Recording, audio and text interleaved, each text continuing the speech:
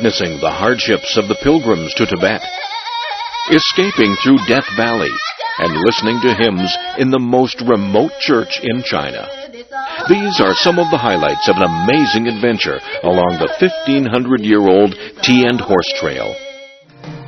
Travelogue takes you on a legendary and perilous journey, joining a modern-day caravan as it winds its way among the rugged mountains from Yunnan to Tibet. It's a journey through a land of almost untouched culture and natural beauty. Retracing this fabled cultural and economic lifeline in China's history, join Travelogue on a 3-part series, Adventure on the Tea and Horse Trail. In the second part of our Tea and Horse Trail adventure, starting from Lijiang in Yunnan, we finally made it into Tibet. We watched in wonderment at the extent of human resilience during a pilgrimage, surveyed a salt kingdom at the center of many wars throughout history, and took a hike around the Lake Geneva of the Orient. It's been a thrilling adventure, and one that's not about to end just yet.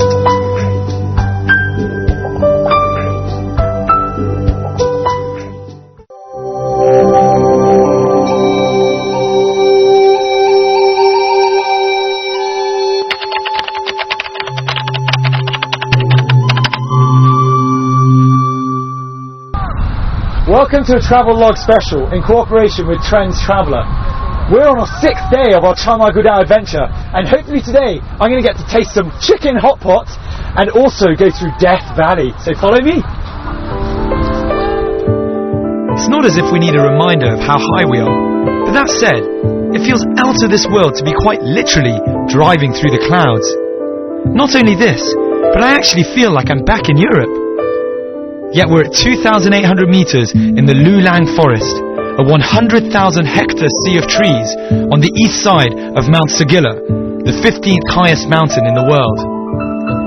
The resemblance to Europe stems from the mild weather in southeastern Tibet, which nurtures this lush woodland.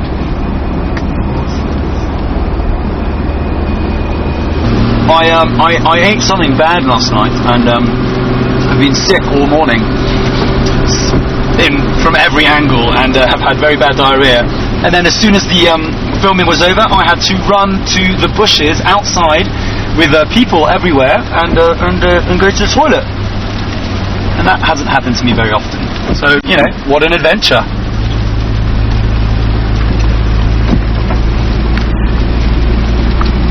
We arrive at the Tongmai Bridge, built in December 2000. It lies at the entrance to the Tongmai Valley, which is ominously known as Death Valley. This part of Tibet has a dark history due to the natural instability of the terrain. In June 2000, the largest landslide in China in the past 100 years swept through here. The moraine, when it poured into Yigong Lake, produced massive flooding that closed the Sichuan-Tibet highway and destroyed a dozen bridges, including the one that was here. The repercussions were felt far beyond China, all the way to India, which lies downstream from the lake.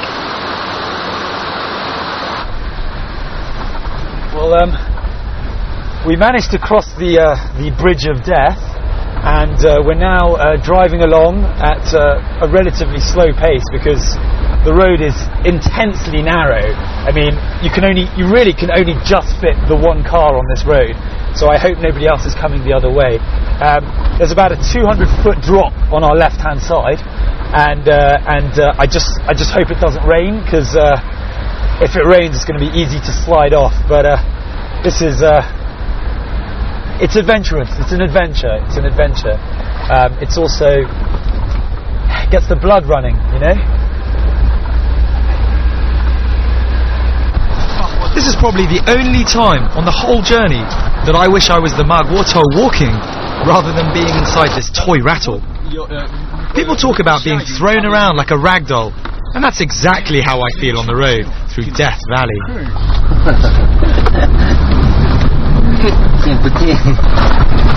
Hanging around this very, very, very narrow path. I really hope that the camera's doing justice to it, because you know, we've got a 200-foot drop directly to our left, and if Lu Rong takes a wrong turn, then we're screwed. With every excruciating metre, it feels as though we're about to come off the edge. We spend every minute fearful of a wrong turn. There's something very exciting about the impending danger and the idea that, you know, one slide on a bit of mud and we're hanging off the edge. Now, I don't want to tempt fate, but...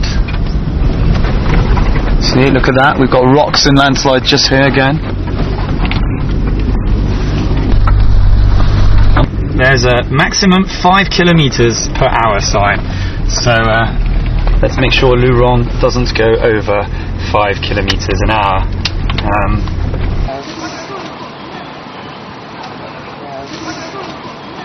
So we're going to have to stick ourselves to the side to let some cars through. But look at it. I mean, it really is a road for one car.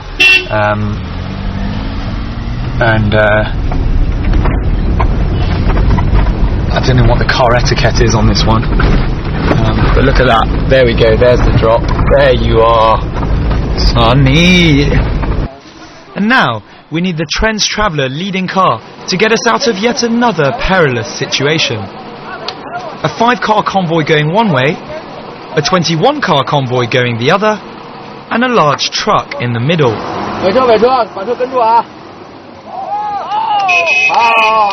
Luckily, there's a junction, so the organisers managed to move the truck onto the side of the mountain.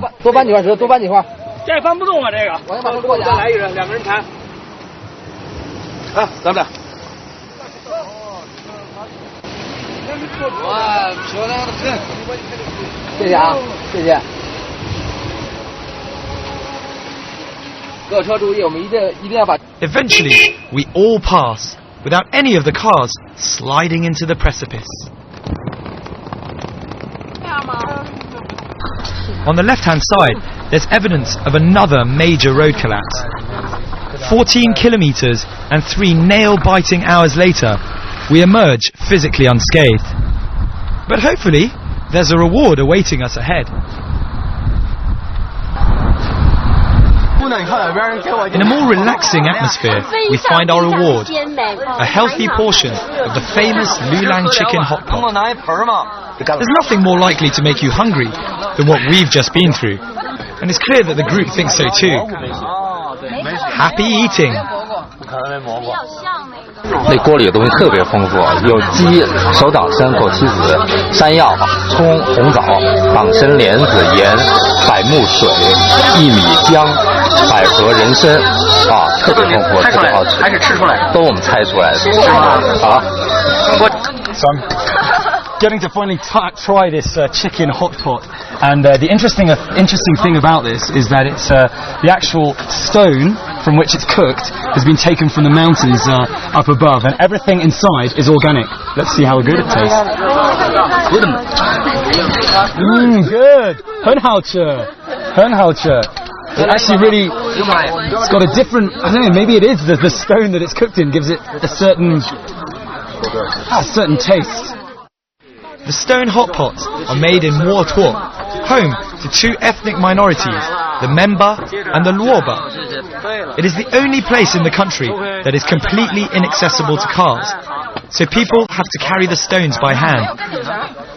Here in Lulang, it is the only place in China where you can have this type of hot pot.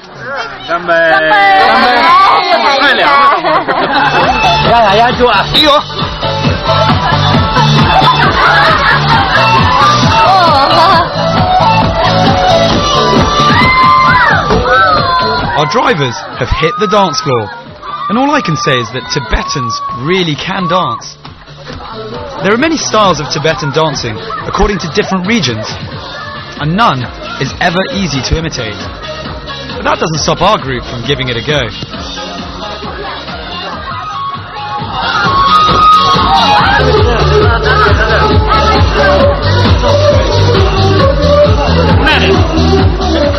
Keen to immerse myself in Tibetan culture, I weighed in with my excruciatingly awful dance moves. It's a slight contrast with the beautiful free-flowing dancing we'd been treated to minutes earlier. That said, the ladies are extremely polite and actually attempt to replicate some of my moves.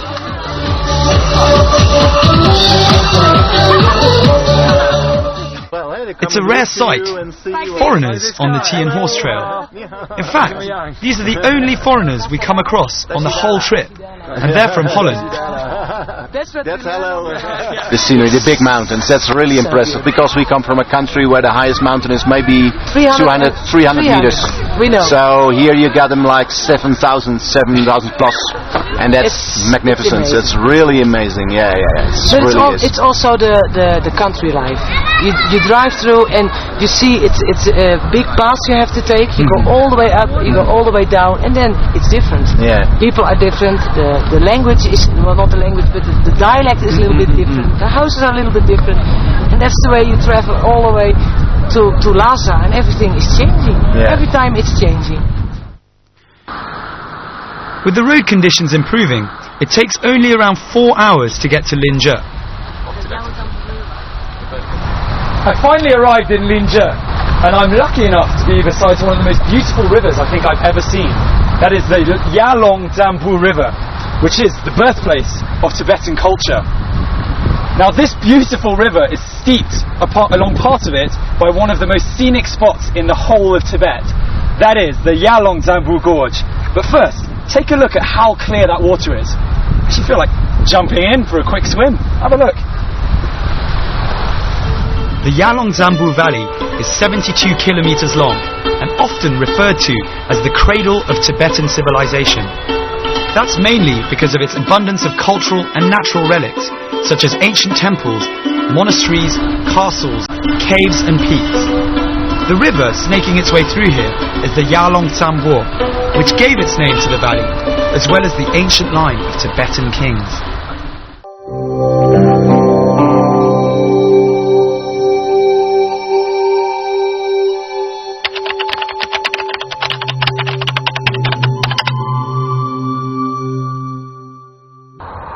Our first stop today is Shuba Castle. Built in the latter years of the Tang dynasty over 1,000 years ago, Shuba is the best preserved castle in the region. Legend has it that King Gazar, the great hero of Tibetan people, confronted the Chingba Nabu monster here. For 3 years, King Gazar was unable to defeat it, but then he received some divine assistance. The gods informed him that the monster was weakest at dawn. Armed with this knowledge and with his sword, King Gazar was finally able to vanquish the monster of Shuba Castle.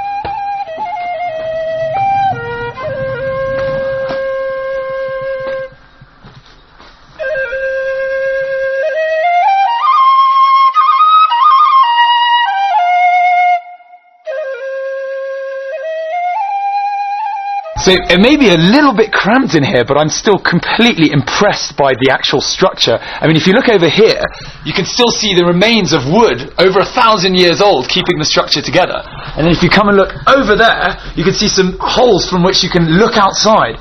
Extremely impressive. I'm intrigued to discover what the differences are between a Tibetan castle and the castles I've visited in Europe. In this part of Tibet, there used to be many castles scattered around, but only a few remain. It's a feature of Tibetan castles that in their design they take into consideration the natural conditions locally. So they're all different, depending on where they are. There are 3 main types, built of either stone, mud or wood. Shuba Castle is a stone and wood structure. Well, our luck was bound to run out sooner or later. We've taken a wrong turn from Shuba Castle and find ourselves 150 kilometers adrift of our next destination. In the end, our detour is 300 kilometers long, but at least we make it to a sacred Tibetan lake, a place you can't and won't want to miss.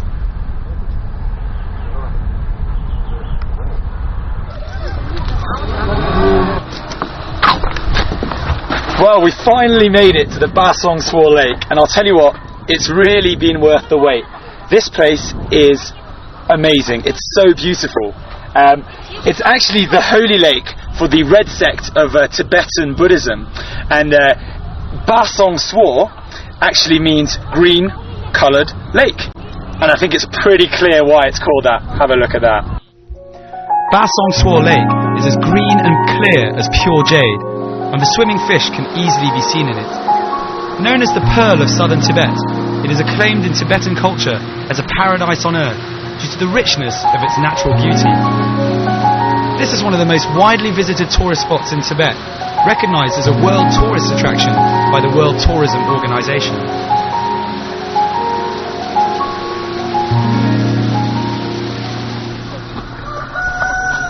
There's more to the lake's appeal, however, than just aesthetics.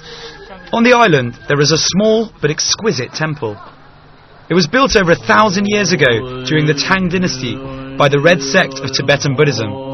Monks of the Nyingma sect, because they wore red hats, were better known as the Red sect. Founded in the 11th century, it is the oldest sect of Tibetan Buddhism. It observed practices of Buddhism that were deeply rooted in the Chubo kingdom of the 8th century. So the sect called itself Nyingma, a word meaning ancient and old in the Tibetan language. Because of its age, the sect is closely associated with animism and with the worship of sexual reproductive organs.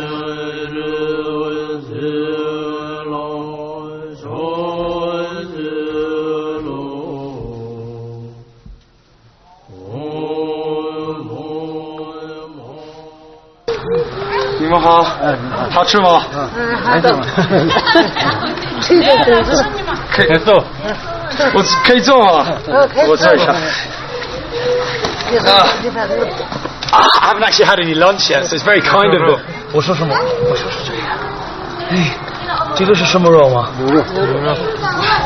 I haven't had any lunch, and everyone's looking at me very enviously from the side. It's good.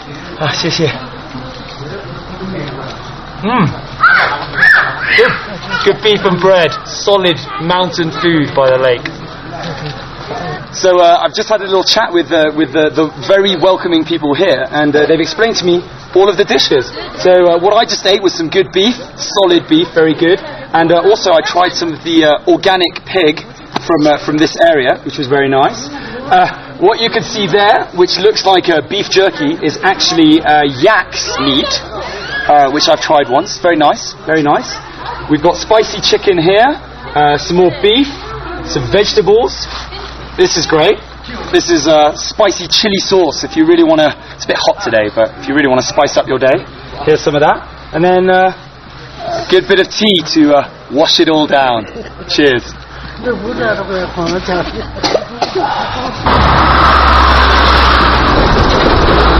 So we're at the Mila Mountain entrance, and guess how high we are? 5,013 meters, 25 centimeters high. That is extremely high. In fact, that's the highest we've been this entire trip. I'm not actually feeling any altitude sickness, which is strange, and I've been told not to get too excited, even though this is the highest I've ever been in my whole life, ever. So I'm going to try and not get too excited, but what I am going to do is I'm going to throw lots of Tibetan Buddhist good wishes up in the air, so follow me. Now, my Tibetan good wishes. Yay! Yay! Yay! Yay! Yay!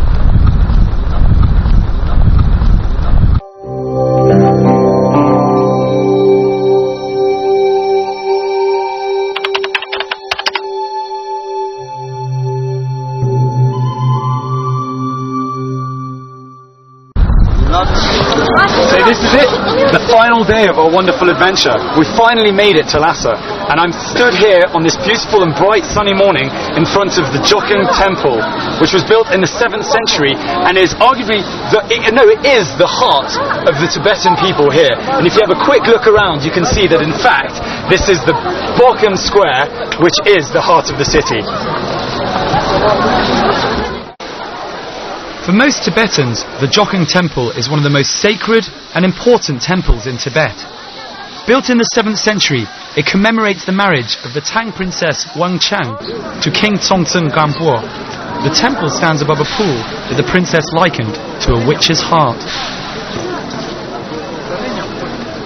In long streams, the pious Tibetan pilgrims walk clockwise around Barkor Square, chanting prayers or performing full prostrations. Pilgrims, like the ones we met during our tea and horse trail adventure, journey from all over Tibet to worship here.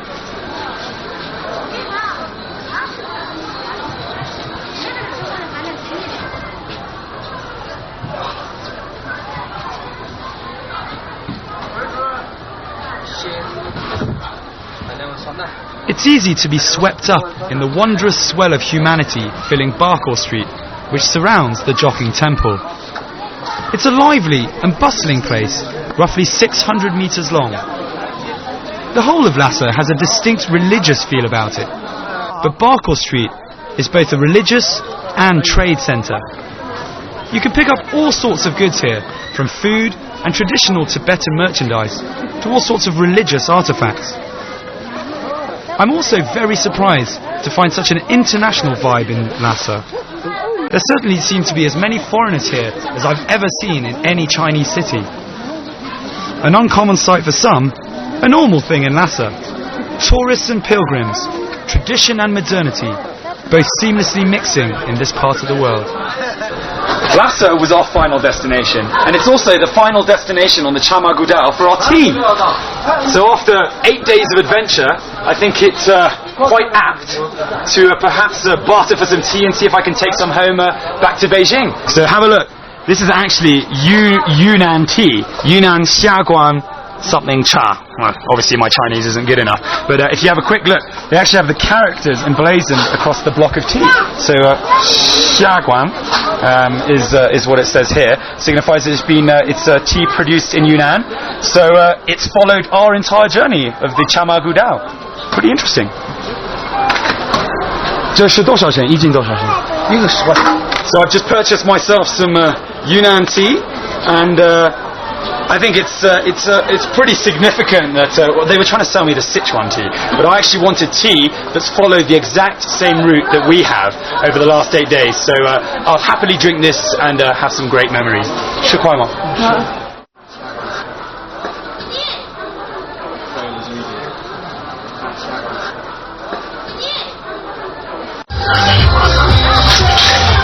这是哪里的？这是印度的。印度的吗？是家里的。是家里。Well, gentleman's just been filling me in. The products here are actually from India, and that kind of gets me thinking about how this, Lhasa really still is a hub of economic and cultural exchange, much as it has been for hundreds of years. And in a way, nothing really has changed from the Chama Gudao and the people bringing all their goods here. Incredible.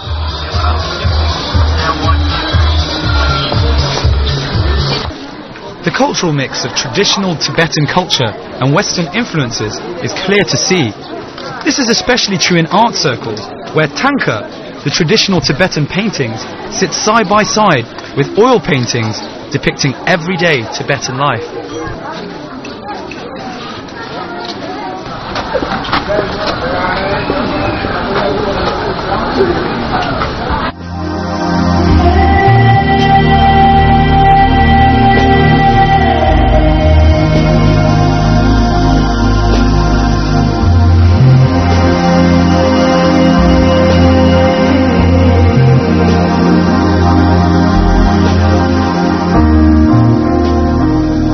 The Patala Palace gives the impression not of having been built by man, but of having grown there, so perfectly does it fit in with its surroundings.